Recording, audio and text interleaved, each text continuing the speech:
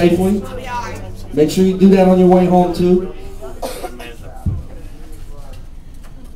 My name is Dennis Lanningham. I came up with a bright idea to tell a few jokes and get people laughing, see if they like to do that.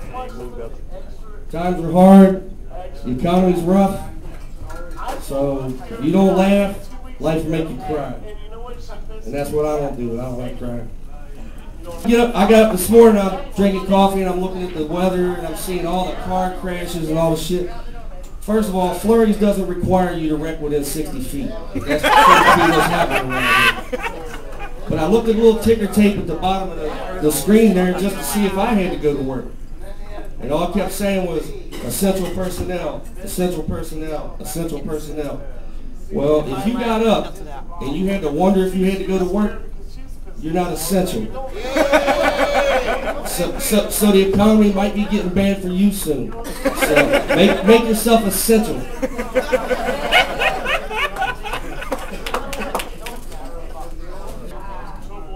But there's going to be a few ground rules. We don't want it to be too saucy. So if you have to use the C word, please direct that at your spouse. I can do that. Or my ex-wife.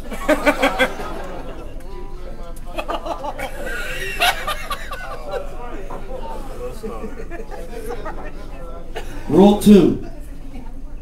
Please, if you show some courtesy, put your phones on vibrate. In case I say something funny, I don't want nobody to miss it. And rule 3 is going to be no ball kicking. No ball kicking whatsoever. Alright? For me or anybody else. Also, absolutely no fake ball kicking. The fake ball kicking hurts worse than the real ball kicking. When you get kicked in your balls for real, it just hurts them. But when you get fake ball kicked, your body does something a lot different. They're going to run inside your body. They're going to bruise every vital organ on their way up to hiding behind your heart. So that's much worse. If anybody isn't here rough and tumble, anybody ain't guns or knives, please take those back to your car. Or stack that shit up right here just in case some stuff breaks out, and I'll issue it out as I see fit.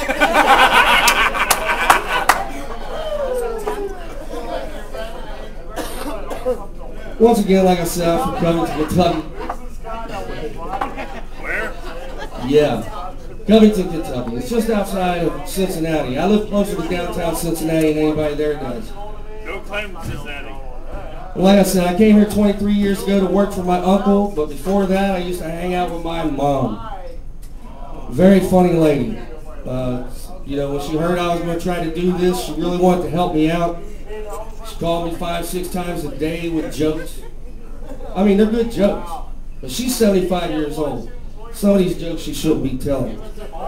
Like I'll relay this one for you. There was a young lady that went uptown and had a great honky-tonk night. Partied all night long.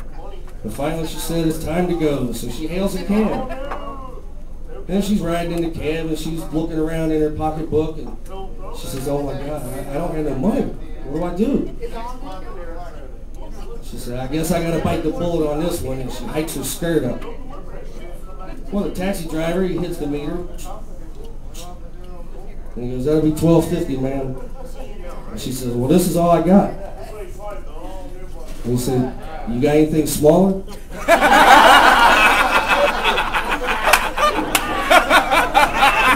75 years old. Good Kentucky lady. She also sent me one that said, there was 2 women working in the garden, and they were digging up potatoes. And the one woman picked up 2 potatoes and just started crying her eyes out. She said, what the hell's wrong with you, Gertrude? She said, well, these remind me of my dear departed husband, Frank. She says, wow, were they that big? Said, nah, they were that dirty.